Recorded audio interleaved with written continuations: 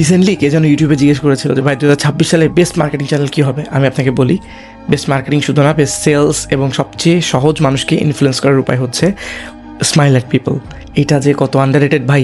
আমরা যারা অনেক কাজ করি, আমি যেহেতু কনসালটেশন করি, দিনে একটা দুটো থাকে মাঝে মাঝে, আমি নিজেই দেখি যেটাতে আমার এনার্জি একটু কম ছিল, আমার সাথে কম হেসে কথা বলছি, ওই কনসালটেশনের রেজাল্ট ভার্সেস যেটাতে আমি কম হেসে কথা না বলে মানে অনেক বেশি হাসছি, সেটার রেজাল্ট আকাশ পাতাল তফাৎ হয়।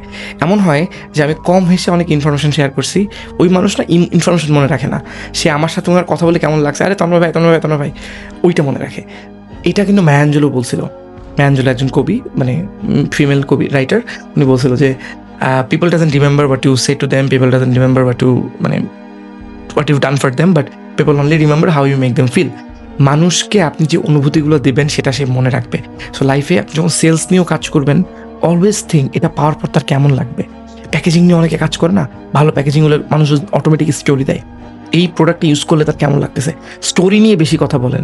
এই যে ফ্ল্যাটের এক্সাম্পলে কেন মনে হয় যে ছোটোবেলা থেকে আমার স্বপ্ন ছিল নিজের একটা বাড়ি নেওয়ার, আজ আমি বাড়িটা করে দিয়ে গেলাম, আমার নাতিপুতিরা অনেক মজা পাবে, চোখে পানি চলে আসতেছে, সবাইকে জড়ায় ধরতেছে। কেন করতেছে ওরা কি বোকা? দে আর মেকিং শিওর যেন ইমোশনাল ব্যাপারটা বেশি থাকে।